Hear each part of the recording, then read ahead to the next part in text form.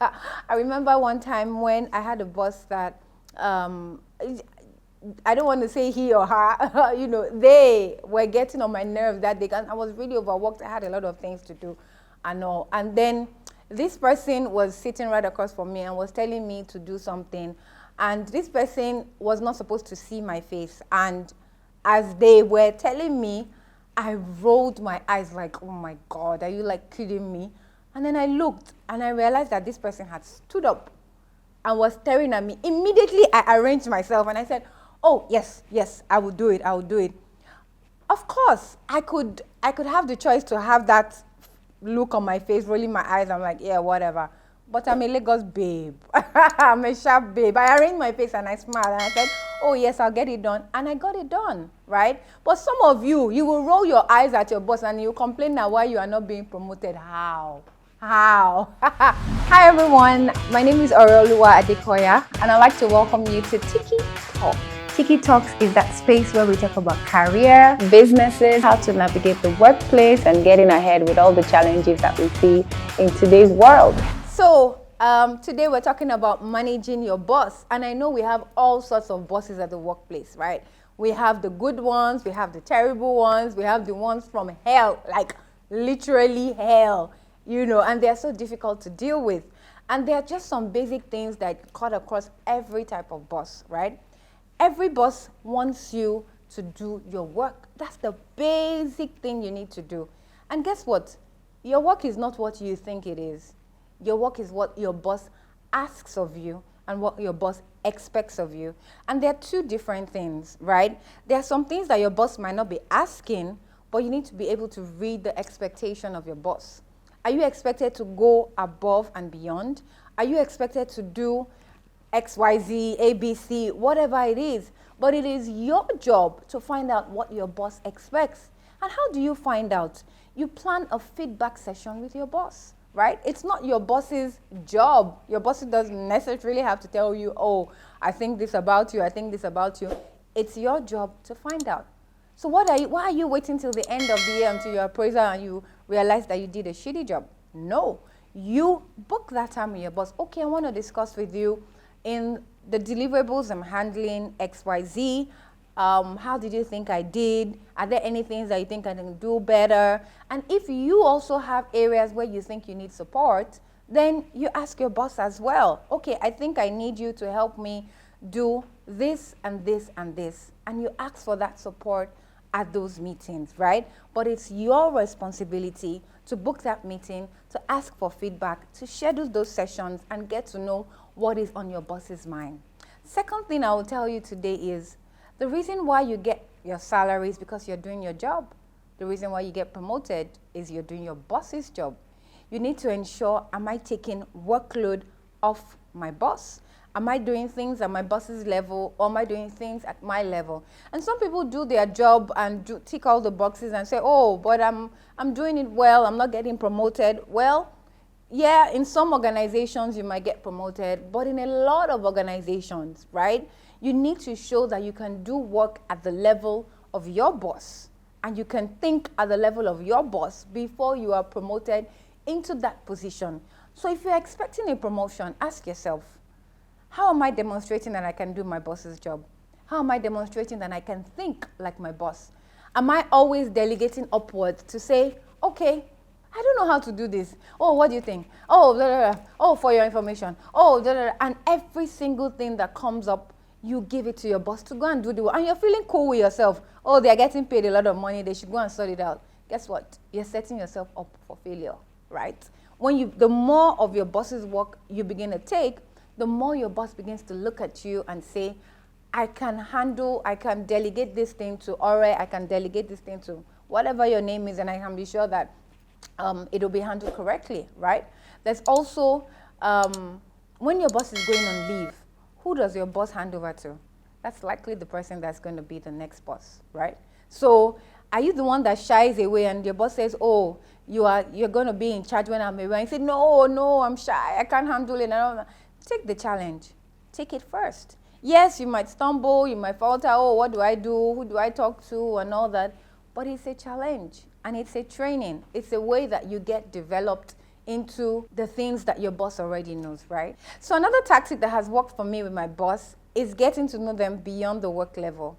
It's not just about, I get my work done, what do you want me to do? I do it and all. I always try to develop a relationship with all my bosses. Like I ask them, oh, how many kids do you have? Where do you stay? What are you doing this weekend? Something as simple as that. What are you doing this weekend? And then on Monday, you ask them, oh, how was your weekend?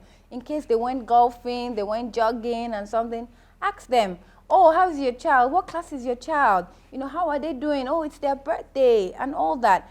Try to develop a relationship with them apart from work. This makes things seamless even with work. Don't let it be all about work, work, work, work, work, work. Again, buy them special gifts on their birthday. Buy them gifts on their birthdays, right? It doesn't have to be something expensive. It could be something as simple as maybe a candle, a notepad. Okay, you notice that they have this kind of pens that they like. You can buy them a pen, But what I'm trying to say is take your relationship beyond work. And of course, don't try to overdo it. Don't try to be in their faces and at every point in time and all that. But you can start from, like I said, simple things. When is their birthday? Note down their birthdays. Send them a message on their birthdays. It doesn't cost you anything. Send them a message on Christmas, on New Year's Day, on special occasions throughout the years, holidays. Make sure you send them a message. It doesn't cost anything. On their birthdays, buy them a little gift, Ask about the well-being of their family. These things go a long way to help you bond with your boss, right? And then finally, don't make your boss look bad in public. You shouldn't be doing that. There's some times where you're actually smarter than your boss. And I know, we all see it all the time. But is your aim to look in public like, oh, I know more than him, I know I'm better than him, oh, I worked on this report, I am the one that did it? No. Your job should be to make your boss look good. That's your job. Guess what? Do you think people don't know that it's you that worked on that presentation? Or it's you that did that analysis? Of course people know. Yes, your boss can try to take all the shine for a while. But after some time, it will be obvious. Imagine maybe when you're on leave or something and then the same level of work is requested from your boss, then it will be obvious who is actually behind the scenes in this kind of thing. But you are not supposed to make yourself, look good at the expense of your boss. Now, in another episode, I'll talk about projecting yourself and making yourself seen, making yourself heard, but definitely not at the expense of your boss. Your job is to, like I said, make them look good, promote their efforts, do the work that they ask you to do. Of course, you should not be rude or disrespectful to your boss. Be always polite. And there are times when you can be firm and still be polite. You don't have to be rude. You don't have to send them, disrespectful messages and all that. Yes, there are times when some bosses from hell try to intrude into your private time, like over the weekends, over the holidays, and then they ask you to do something and all. There's a way you can still say, oh, I'm sorry, I'm busy at this time. Can I turn it in at this particular time, right? But there are some people that your boss is calling you during the weekend because what they asked you to do during the week, you have not done it. And so you are being called during the weekend and you say, oh, the weekend is my time. I don't work on weekends. Nobody should disturb me. Who are you deceiving? Really? Who are you deceiving? At that time, it's because you had done shabby work that work during the weekend is being requested. And let's face it, there are times when we have to work on weekends. It's not every single weekend in a year that you can 100% guarantee that you are free. What if we have a board meeting? What if we have a presentation to somebody, a visitor that's coming? What if there's something exceptional that we work on once a year and then we have to put in some extra work and then the days during the week are just not enough to handle it? At those times, you saying you're not going to work during the weekend shows that you don't care about the department, you don't care about your boss, you don't care about the deliverables. You're just there to earn a salary and go up. And that kind of attitude gets rewarded in a negative way, right? Because it's shown that, oh, this person does not have a business mindset. You cannot sacrifice your time at all. You're all about, oh, this is my working hours and nobody must call me outside my working hours and all that. Now, if it's being taken to an extreme where you're being called regularly on weekends and all, then that's where there's an issue. And at some point you need to be firm to say, okay, I'm sorry, I have this particular engagement, I have to do this and do that, and then you can't deliver on your work at that particular time. And guess what? As with life, your career also has seasons. Your career is a journey. So there are times, especially if you're an entry level, that you will be working regularly on weekends. And those are the times when you need to put in the work and show that you're capable of some particular things. It's also the time when you will develop your skills, your abilities, your knowledge, right? You cannot not know anything and then you're saying, oh, I don't work on weekends, I don't do this, I don't do this. Come on, who are we deceiving? Who are we deceiving? You're there to learn, you're there to glean, you're there to, take on all the dirty work. And who do you expect to do the dirty work? Your boss? Definitely not. They have all paid their dues, and as with you, it's time for you to also pay your own. Now, as you rise through the ranks, it's expected that, okay, then your work schedule, your workload becomes less and less and less. Not necessarily less, but now you're able to delegate the dirty work, right, to other people. And you leave more time for yourself for thinking. Leave more time for strategy. Okay, how do we move this department forward? How can we, bring more innovation, bring more ideas? What are the new things we're bringing on board? And you leave the operational stuff, the execution stuff to, the people below you, right? So strategy, you don't really need, it's not like you're walking during the weekends, but you can be driving and then, think of something. I think my department can do this. I think my department can do this. And that's how you evolve and that's how you grow at work. But you should not, from day one, say, no, I only work 5 days a week and I can't go the extra mile and all that. These are the kind of things that, disengage you from your boss. If you want to be endeared to your boss, then you should learn how to go the extra mile when needed. You should learn how to offer a helping hand. If there's a presentation being worked on, if there's a meeting, a deliverable, a task that your boss is working on, welcome to them. What can I do to help? I see that we have this so and so coming up, and I see that, you're swamped with it. Can I help you with something? Is there something you can delegate to me and all that? Bosses love that. Bosses love people who are helpful, right? And sometimes, you will not believe that some promotion decisions are not made rationally. And that's the truth. They are not made rationally. Sometimes they are made over a cup of coffee. They are made in the bar. They are made, over a whim. Like, okay, this person, should get that role. Do you know that there are times when you have two people that are competing for a particular job role, and one person is more qualified, but one person has the attitude? Guess what? More often than not, the one with the attitude will be given the role. Why? Because sometimes it's not all about qualification.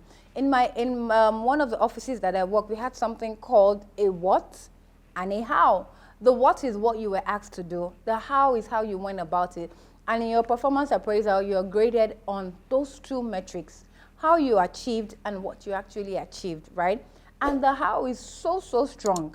The how is so strong. The what, anybody can do the what. Lots of people can deliver as exceptionally as you.